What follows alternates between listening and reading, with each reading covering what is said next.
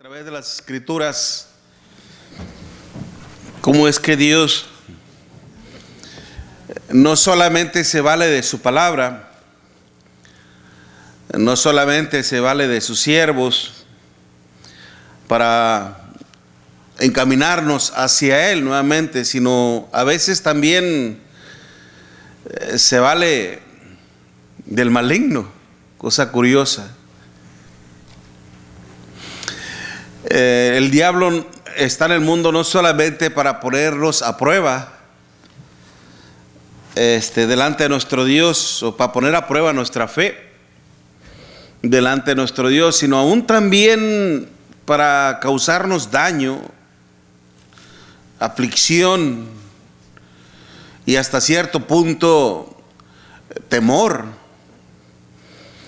Y a través de estas cosas, hermanos,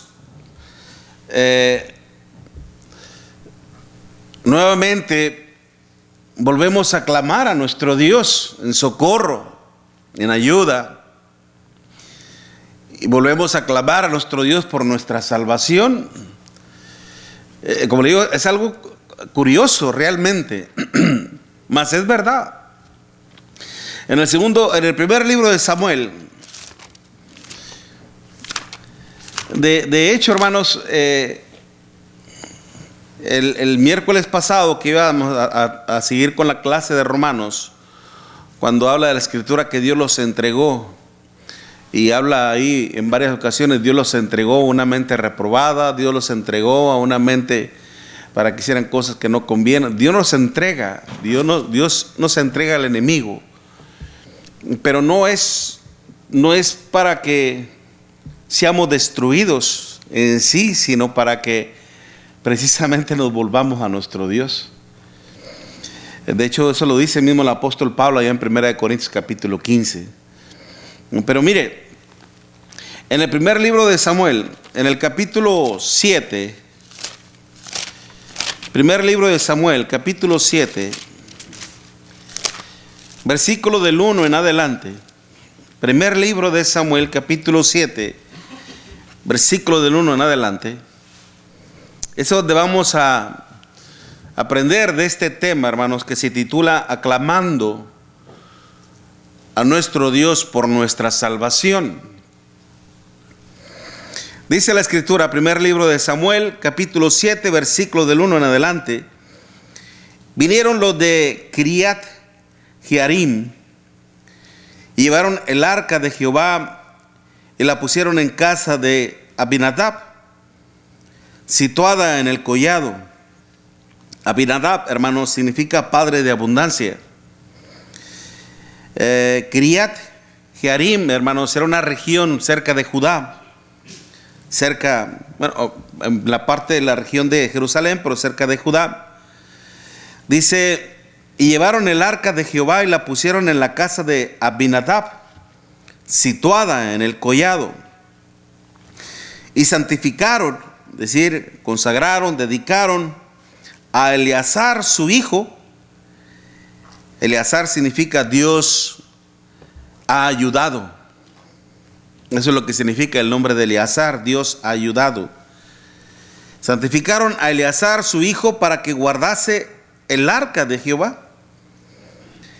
Desde el día que llegó el arca a Kiriat Jearim, pasaron muchos días, 20 años. Y toda la casa de Israel, dice, lamentaba en pos de Jehová. Hay otra versión que dice, añoraba. ¿Okay? Añoraba. ¿Qué significa el hecho de añorar, hermanos? De extrañar, de extrañar algo con mucha vehemencia, con mucho fervor. Es como cuando uno dice, ay, cómo añoro yo mi estadía en tal región, cómo extraño, como cuando yo voy a Nuevo Laredo, cómo extraño los elotes, ¿no? Tan ricos, ¿no? Es el hecho de anhelar cosas, pero también de extrañar personas en sí. ¿Okay? Por eso cuando dice la Escritura, toda la casa de Israel lamentaba en pos de Jehová. Okay. Habló Samuel a toda la casa de Israel diciendo: si de todo vuestro corazón os volvéis a Jehová, quitad los dioses ajenos y a Astarot de entre vosotros, y preparad vuestro corazón a Jehová, y solo a él servid, y os librará de la mano de los filisteos. Entonces los hijos de Israel quitaron a los Baales y a Astarot y sirvieron solo a Jehová. Y Samuel dijo: reunid a todo Israel en Mizpa, y yo oraré por vosotros a Jehová. Y se reunieron en Mizpa y sacaron agua y la derramaron delante de Jehová, y ayunaron aquel día y dijeron ahí: contra Jehová hemos pecado. Y juzgó Samuel a los hijos de Israel en Mizpa. Cuando oyeron los filisteos que los hijos de Israel estaban reunidos en Mizpa, subieron los príncipes de los filisteos contra Israel. Y al oír esto, los hijos de Israel tuvieron gran temor de los filisteos. Entonces dijeron los hijos de Israel a Samuel: no ceses de clamar por nosotros a Jehová nuestro Dios, para que nos guarde de la mano de los filisteos.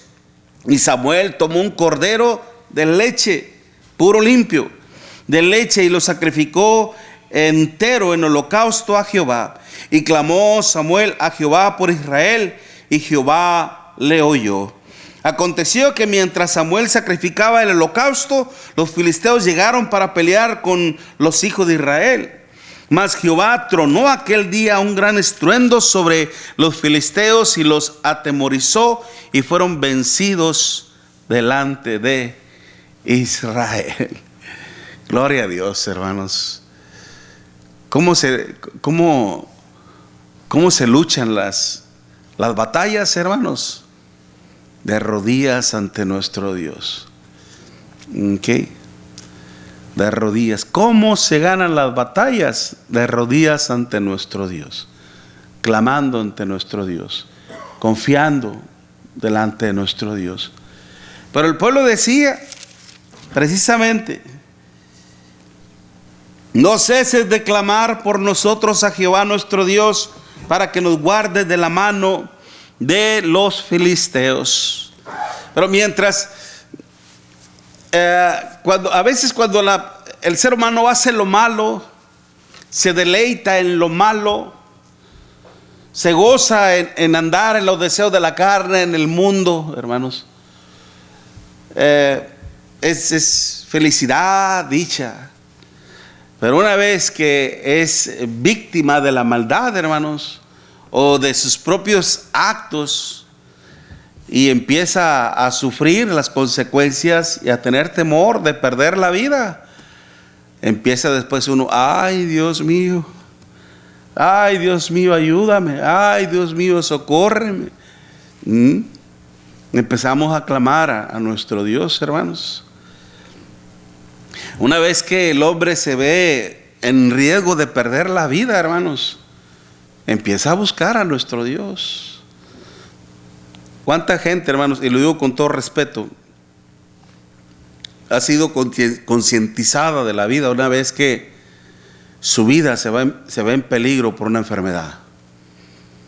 ¿Okay? O cuando estuvo a punto de morir en un accidente, o cuando estuvo a punto de morir en un asalto. Hay muchas cosas en donde uno puede estar al filo de la muerte. Y a veces, déjeme decirle, los que hemos pasado por eso, hemos tenido la oportunidad de contarla, de platicarla. Como un ejemplo, como yo, cuando trabajaba en el taxi en Nuevo Laredo, me tocó levantar a una persona que venía alcoholizada y drogada. Y cuando entramos en una discusión, porque no me quería decir a dónde iba, le dije que no, entramos en una discusión, y terminó poniéndome la pistola en la boca. Y estaba ebrio, estaba drogado, no se le salió el tiro. ¿Por qué? Dios sabía por qué. Okay. Y es como le digo, se la estoy platicando porque pude pasar eso. Si se le hubiera salido el tiro, no estuviera aquí platicándosela. Pero déjeme decirle una cosa. A veces hasta eventos así, sucesos así, a veces ni aún nos hace voltear a Dios. ¿Okay? Ni aún así, hermanos, nos hace ver la realidad de nuestros hechos. Estamos en un mundo tan adverso, hermanos, tan complicado, que probablemente usted sea una buena persona, un siervo de Dios, temeroso de Dios, pero la influencia del maligno está en el mundo. Todos estamos expuestos a sufrir, a padecer por las injusticias de la vida o por las injusticias de los hombres. Dice el apóstol Juan en 1 Juan capítulo 5 versículo 9: y el mundo entero está bajo los pies del maligno. Y cuando a veces nosotros nos damos cuenta de que no andamos haciendo las cosas bien, de repente nos vemos en peligro de perder la vida, y eso viene a darnos una tremenda sacudida a nuestra conciencia, y es cuando empezamos a buscar a nuestro Dios. Acordémonos, hermanos, que nuestros enemigos no son carne ni sangre. Como lo dice el apóstol Pablo en Efesios capítulo 6, nuestra lucha no es contra carne ni sangre, sino contra espíritus y huestes de maldad en las regiones celestes. La influencia del pecado, hermanos, está en el mundo. ¿Okay? La influencia del mal, mucha gente, hermanos, por la influencia del pecado, por la influencia del mal, hace cosas malas.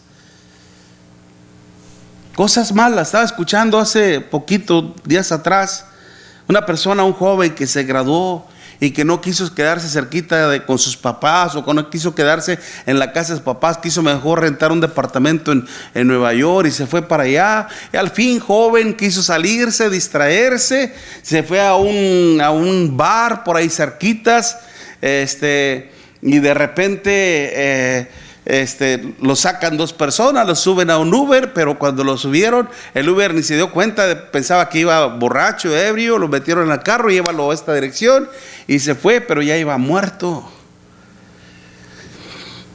Ya le habían puesto en una bebida, hermanos, el de esa pastilla, ¿cómo se llama? Se me fue el nombre de la pastilla esa, lamentada. Esa cosa, fentanil, ¿ok? Ya lo habían matado y ya le habían robado toda su información. Después empezaron a usar su tarjeta de crédito, a hacer muchas cosas, y no era la única persona, ya eran varias las personas. Y luego dicen, si Dios existiera, estas cosas no pasaran. ¿Qué? ¿Qué? ¿Por qué pretender culpar a Dios de la maldad de los hombres, hermanos? El diablo existe, la maldad existe. Mientras el diablo es como un perro atado, hermanos, en un palo. Si tú no te acercas a él, si él siempre va a estar atado, él nunca va a tener acceso a ti, nunca te va a alcanzar. Pero si tú violas su espacio, es obvio que te va a morder. Es por eso que el Señor nos dice: todo aquel que es nacido de Dios no practica el pecado, pues aquel que fue engendrado por Dios le guarda, y el maligno no le toca. ¿Qué había pasado con el pueblo de Israel, hermanos? Se habían apartado de Dios por preferir más la idolatría, por encaminarse más hacia la idolatría. Estaban adorando a los dioses, a Astarot y a los dioses de Baal. Habían abandonado el mandamiento de Dios, habían abandonado el pensamiento de Dios. Y aún hasta en la casa de Israel, hermanos, ¿dónde andaba el arca? No estaba en el templo nuestro Dios. Cuán importante era el arca, hermanos, porque el arca tenía que estar en el lugar santísimo del templo de nuestro Dios, donde se manifestaba la gloria de Dios. Dentro del arca, hermanos, que habían las tablas de la ley, una porción del maná y también la vara de Aarón, que significaba la dirección, la protección de nuestro Dios. La habían perdido porque acordémonos que los hijos de Elí eran fornicarios y eran malos siervos de nuestro Dios. Estaban practicando el pecado. Que cuando lucharon contra los filisteos, hermanos, estaban siendo mermados, vencidos, y dijeron: traigamos el arca. Estaban idolatrando hasta la misma arca de nuestro Dios. Pensaban que si llevaban el arca de Jehová, hermanos, a la batalla iban a ganar. Oh, sorpresa, fueron vencidos. Porque su confianza estaba en el materialismo y no en nuestro Creador. Y es por eso que el arca la tomaron los filisteos. Y su vez, usted va más para atrás, hermanos, de cómo estos hombres le llevaron al templo de su Dios, Dagón, a la casa de Dagón. Ahí estaba el monito ahí parado. Le ponen el arca enfrente, hermanos.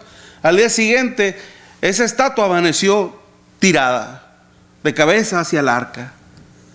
¿Y qué pasó con nuestro monito? Pues lo levantaron otra vez. Nuestro Dios tiene que estar levantado. Y al día siguiente amaneció otra vez tirado, pero con los brazos cortados y la cabeza cortada también. Y dijeron: no, mejor saca el arca. Y empezó a haber mortandad, hermanos, entre ellos, tumores entre la gente, gran mortandad. La mandaron por otra región y también les pasaba lo mismo. Y la quisieron mandar por otra región y dijeron: aquí no la queremos, está matando a mucha gente, el Dios de Israel. Y la empezaron a trasladar, a acercar cada vez más a Israel. Pero la habían perdido. ¿Por qué? Por su pecado.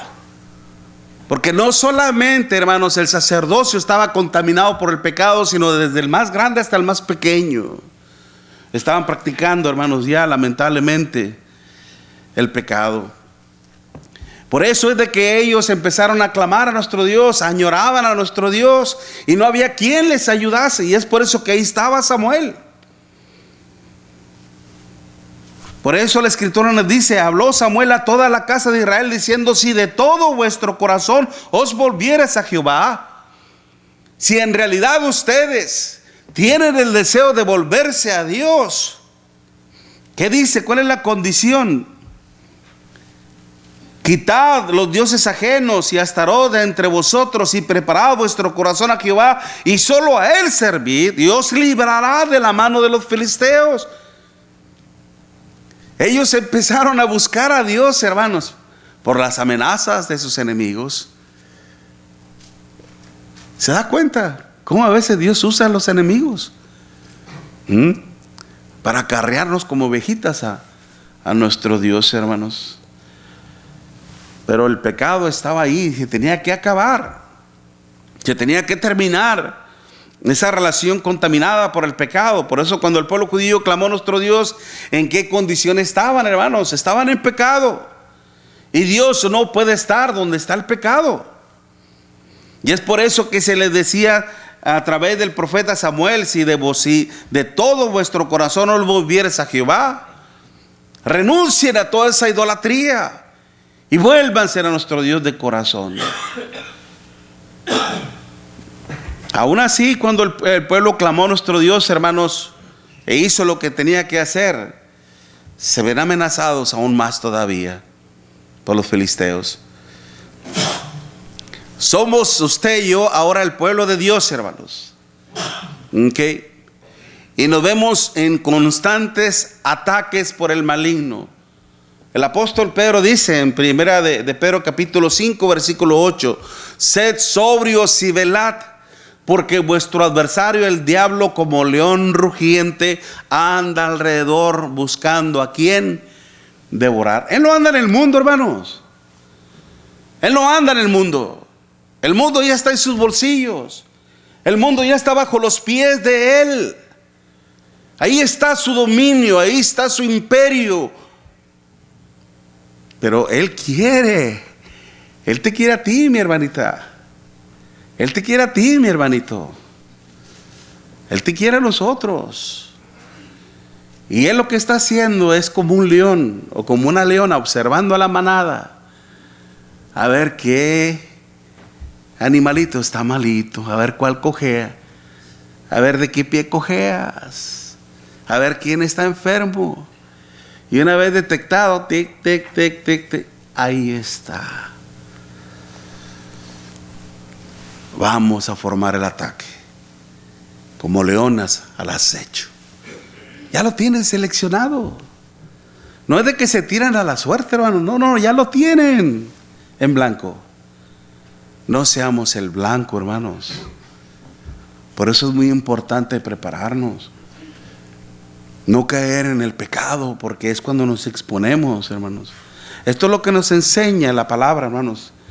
Que cómo debemos de clamar a Dios por nuestra salvación. La salvación todavía no es algo ya que ya es algo que no pueda perder. Por supuesto, hermanos, que se nos dice, y es cierto lo que dice mismo nuestro Dios a través de su palabra. Ya tenemos vida eterna. Estamos viviendo la vida eterna a partir de este momento, pero la podemos perder. Porque todavía estamos en este cuerpo. Todavía estamos en este mundo. Todavía estamos en esta lucha, en esta batalla. Eso es lo que dice el apóstol Pablo en 1 Corintios capítulo 10, ¿no? Que el que piense estar firme, mire que no caiga. ¿Ok? Por eso, hermanos, ¿cómo debemos clamar a Dios por nuestra salvación? Simple y sencillamente reconociendo nuestras faltas, reconociendo nuestros pecados delante de nuestro Dios. El pueblo, hermanos, precisamente ahí en 1 de Samuel 7:2, desde el día en que llegó el arca a Kiriat Jearim pasaron muchos días, 20 años, y toda la casa de Israel añoraba, lamentaba en pos de Jehová, hermanos. Lamentarse implica el hecho, hermanos, de sentir dolor por la culpa también. No solamente es algo de añorar, se extraña a veces, es como cuando a veces también se rompe una relación de amistad, de amigos o en la familia. Y que a veces, hermanos, añoramos a esa persona, extrañamos a esa persona, pero a veces lo que nos estorba es el orgullo, la arrogancia. No, si él fue el que me hizo mal, yo no tengo por qué. ¿Cómo se vence el mal, hermanos? Según Romanos capítulo 12 nos dice: no seas vencido por el mal, sino vence el mal con el bien. Dejamos a un lado, hermanos, lo que nos estorba para hacer el bien. Por eso esto implica el hecho de sentir dolor por la culpa.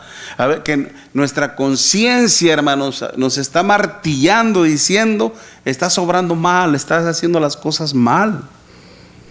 Y aún más, hermanos, cuando se trata de nuestra relación con nuestro Dios. Solamente los que conocemos el temor a nuestro Dios, hermanos, podemos sentir un profundo dolor en nuestra conciencia, en nuestro corazón, por haber ofendido a Dios, porque sabemos, tenemos conocimiento, hermano, de que a través del pecado ofendemos a Dios. Esa es una gran diferencia entre nosotros los cristianos y el mundo. El mundo no tiene ni idea, hermano, de lo que es ofender a Dios. Mucha gente, hermanos, vive a su manera y todavía decir: yo confío en Dios y yo sé que Dios está conmigo. ¿Cómo piensas? ¿Cómo pasas a creer eso, que Dios está contigo cuando vives una vida desordenada? Cuando vives una vida en donde no tomas ni siquiera en cuenta a Dios. Haces lo que te plazca tu corazón, lo que desea la carne. No es así. No es así, hermanos. A veces la conciencia, hermanos, no nos es justa.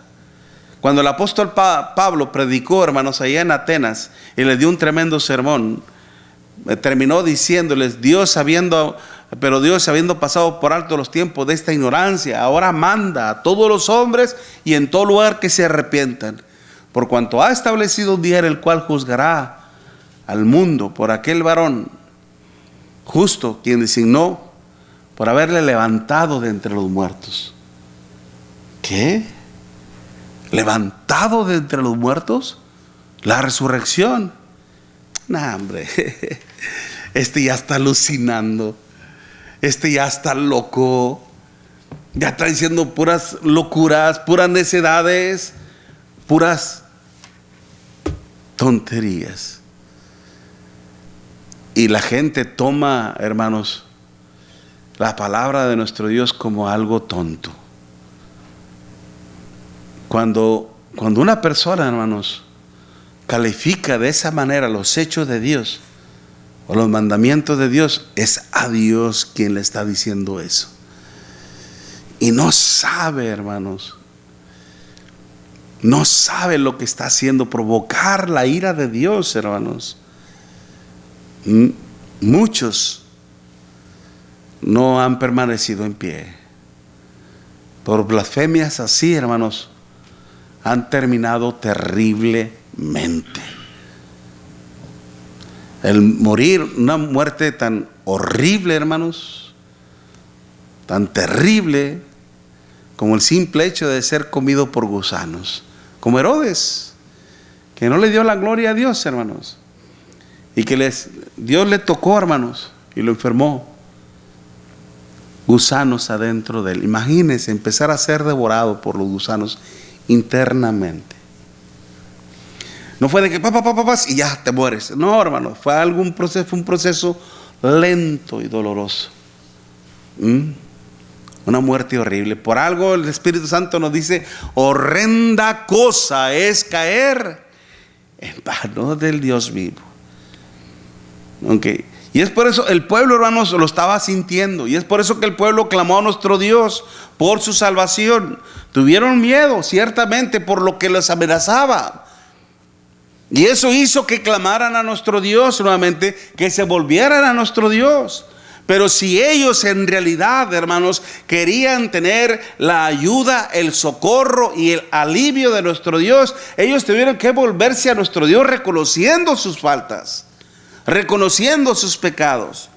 Y es por eso que dice la Escritura, hermanos, ahí en el versículo 3, habló Samuel a toda la casa de Israel diciendo: si de todo corazón vuestro corazón os humilláis a Jehová, quitad los dioses ajenos y Astarot de entre vosotros, ni preparad vuestro corazón a Jehová y servir a él, y solo a él servid, y lo librará de la mano de los filisteos. Entonces los hijos de Israel se quitaron a los Baales y a Astarot y sirvieron solo a Jehová. No solamente reconocieron su culpa, hermanos, sino que también tuvieron que hacer lo que Dios les estaba mandando. Tuvo que haber frutos dignos de arrepentimiento para poder, hermanos, apagar la conciencia que los estaba consumiendo por dentro, y el temor también a morir. Como un caso muy particular también en el caso del apóstol Pedro con los judíos que habían crucificado al Señor.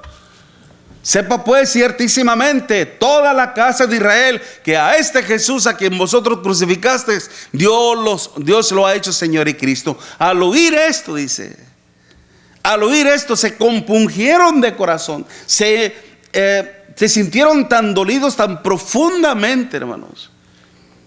Se entristecieron profundamente, dijeron: varones, hermanos, ¿qué podemos hacer? ¿Cómo podemos revertir nuestra situación? ¿Cómo podemos cambiar nuestra situación delante de nuestro Dios? ¿Qué podemos hacer para que Dios perdone esta grave afrenta, este grave pecado que tenemos delante de Dios?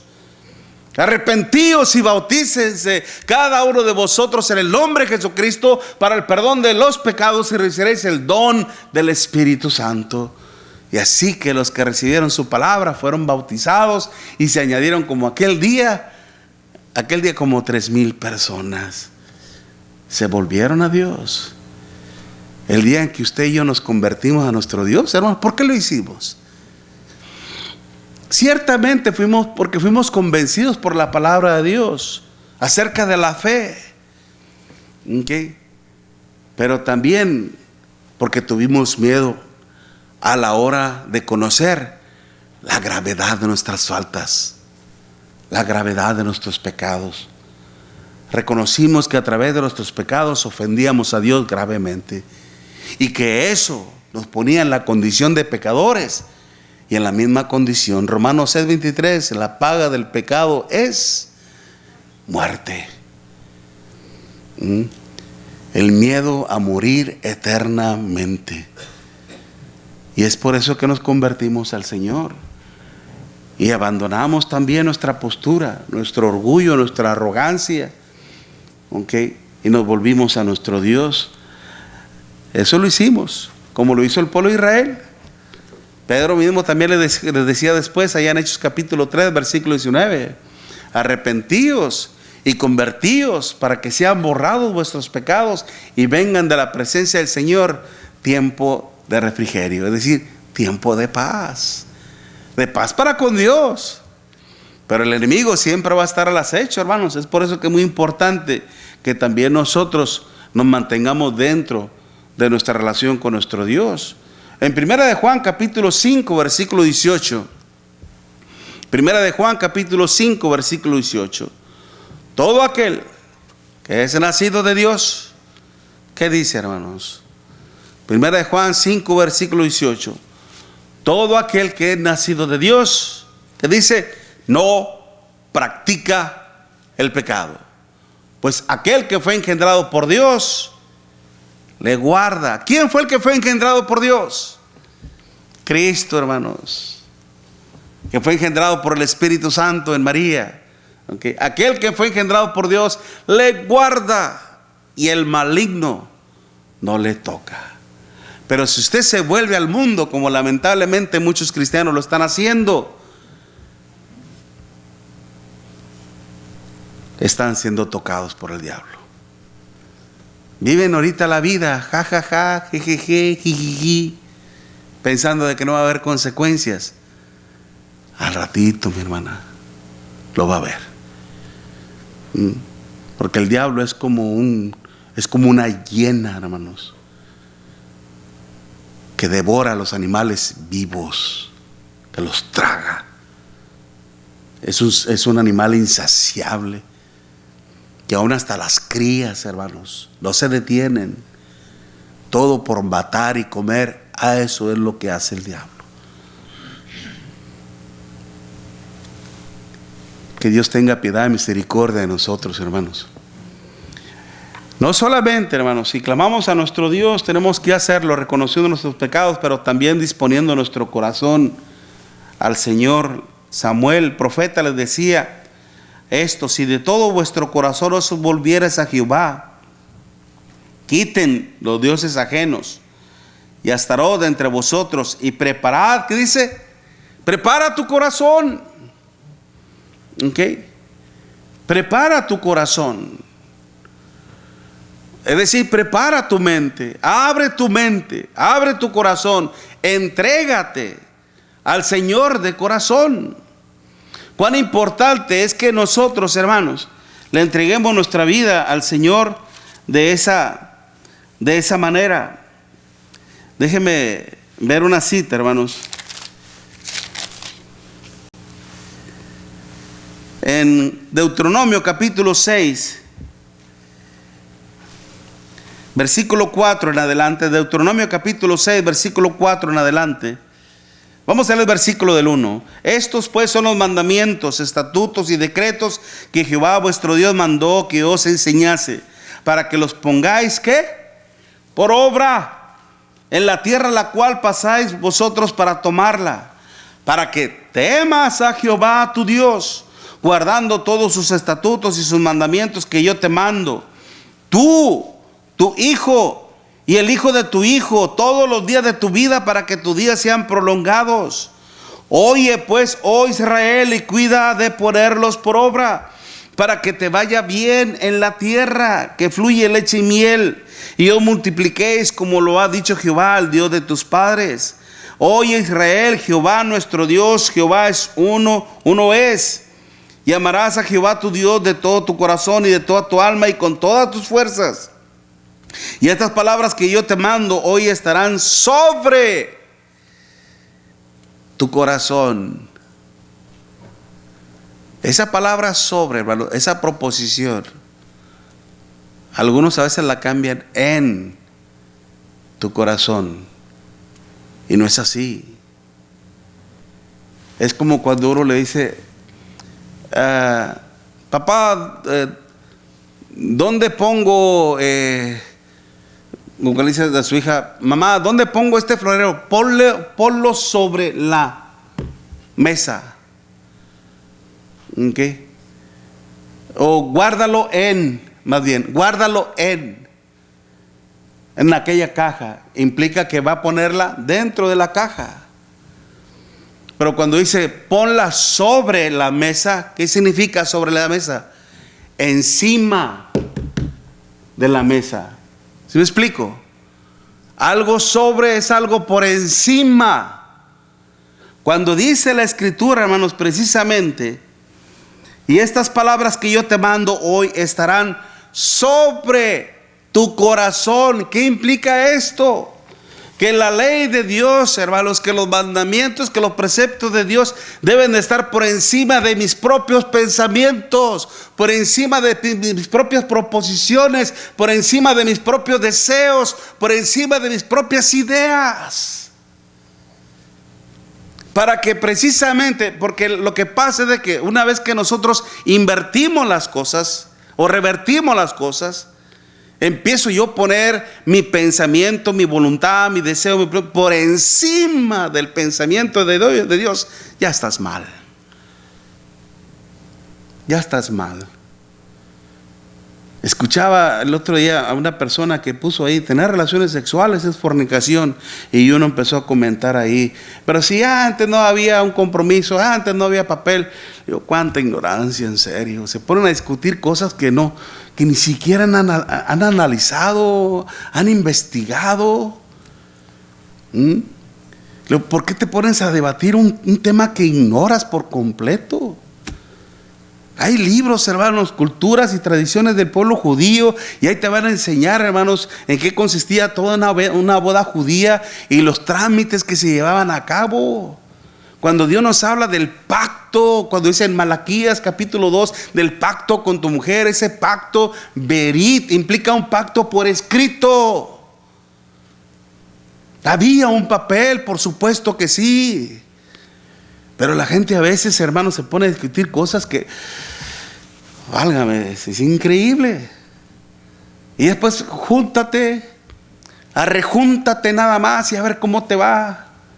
Para que si te llegas a separar, pues que no gastes, no tengas problemas a la hora de querer tener un abogado.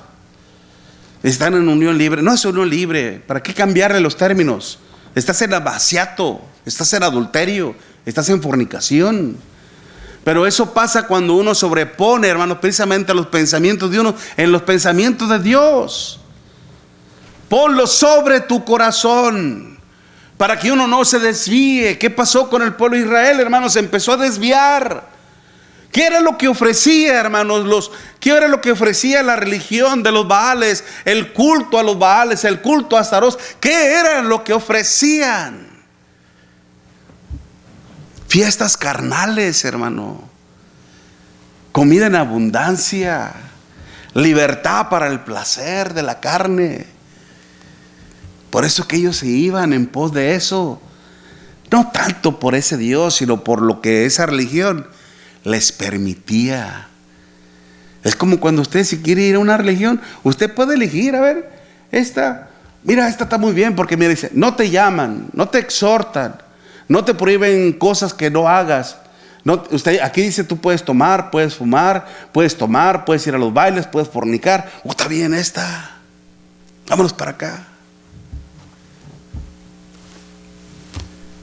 La gente, hermanos, cree lo que quiere creer a su propia conveniencia. No buscan la verdad porque saben muy bien que la verdad incomoda. La verdad incomoda. Y es por eso que el pueblo de Israel fácil se fue. Pero cuando empezó a ver las consecuencias de su idolatría, las consecuencias de su pecado, cuando empezaron a tener esa guerra, hermanos, de los filisteos que se le venían, oh Dios, ten piedad, misericordia de mí. Ahora sí clamaban a nuestro Dios. Y Dios, que es grande misericordia, hermanos, tuvo piedad y compasión de ellos. Y mire lo que hacía el Señor. Dice después, hermanos, en el versículo 7, cuando oyeron los filisteos que los hijos de Israel estaban reunidos en Mizpa, subieron los príncipes de los filisteos contra Israel. Y al oír esto, los hijos de Israel tuvieron temor de los filisteos. Entonces dijeron los hijos de Israel a Samuel: no ceses de clamar por nosotros a Jehová nuestro Dios, para que nos guarde de la mano de los filisteos. Y Samuel tomó un cordero de leche y lo sacrificó entre el holocausto a Jehová. Y clamaba Samuel a Jehová por Israel, y Jehová le oyó. Y acontecía que mientras, qué hermoso es esto, hermanos, mire. Mientras que el profeta Samuel sacrificaba el holocausto, ¿quién ya estaba trabajando? Dios ya estaba trabajando, mi hermanita. Dios ya estaba luchando por el pueblo. Aconteció que mientras que Samuel sacrificaba el holocausto, los filisteos llegaron para pelear contra los hijos de Israel. Mas Jehová tronó aquel día con grande estruendo sobre los filisteos y los atemorizó. Imagínense de repente que se nubla el cielo, hermanos, y ¡pum! Rayos y centellas y todo eso. ¿Vieron cómo el clima cambió de repente por completo, hermanos? ¿Cómo se formó todo eso? Y se dieron cuenta, hermanos, contra quién estaban peleando. Como el rey de Asiria cuando llevó todo su campamento contra el pueblo de Israel, hermanos. Y cuando el pueblo clamó a nuestro Dios por su salvación también, Dios le envió a su ángel. Un solo ángel, mi hermanita. Un solo ángel destruyó a todo un ejército. Y cuando este hombre se despertó de su sueño, hermanos, y salió de su campamento, ¿dónde está mi ejército? Todos fallecieron, todos tirados, todos muertos. ¿Qué pasó aquí? Se volvió como el perro con la cola entre las patas. Y allá, en su casa, murió asesinado por sus propios hijos. Cuando el hombre se atreve a desafiar a Dios, hermanos, cuidado, no vas a permanecer en pie por mucho tiempo. La ira de Dios te va a alcanzar.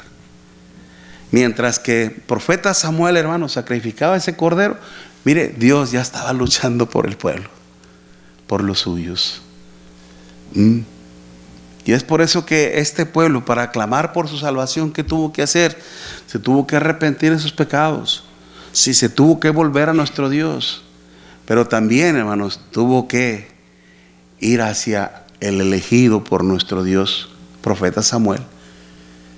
Y Dios ahora, a usted y a mí, hermanos, para que nosotros, para alguien que está intercediendo por usted y por mí, no es un ángel. No, hermano, no es un ángel. No es un profeta tampoco. No es un siervo como yo, hermanos, tan insignificante. Es el Hijo de Dios, mi hermana. Mire quién es el que está intercediendo por usted. Aquí vemos un mediador entre Dios y los hombres, el profeta Samuel. ¿Quién nos puso ahora como mediador nuestro Dios entre Él y nosotros? Su Hijo Jesucristo. Es por eso que Él decía, enseñándoles a que guarden todas las cosas que yo os he mandado. Y he aquí, yo estoy con vosotros todos los días hasta el fin del mundo.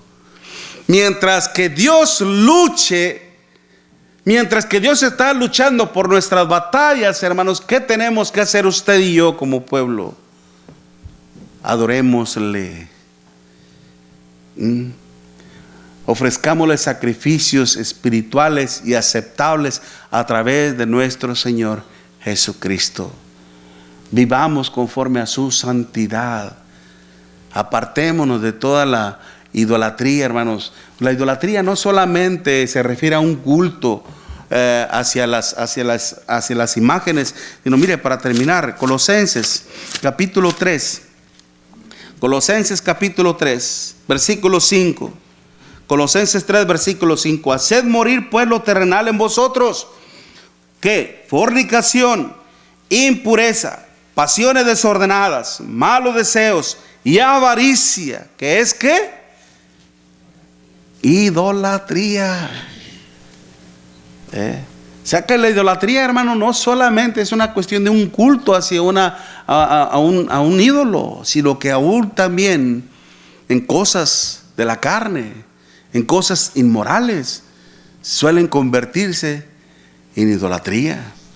En los deseos de la carne, hermanos, está la idolatría también. Todo esto es idolatría. Tengamos mucho cuidado. de no caer en esto, porque todo aquel que se sale de la protección de nuestro Dios, hermanos, ¿quién lo está esperando afuera? ¿Quién? Como dice nuestro hermano Julio Mesa, el chanclas, ¿verdad? El chanclas, el diablo.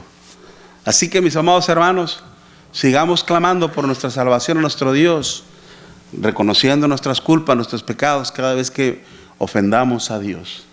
¿Okay? Y también disponiendo siempre nuestro corazón a los mandamientos de nuestro Dios. Dejemos que sea Él quien nos guíe, dejemos que sea Él quien nos gobierne, dejemos que sea Él quien nos cuide, para que así mismo nuestras luchas Él las pelee.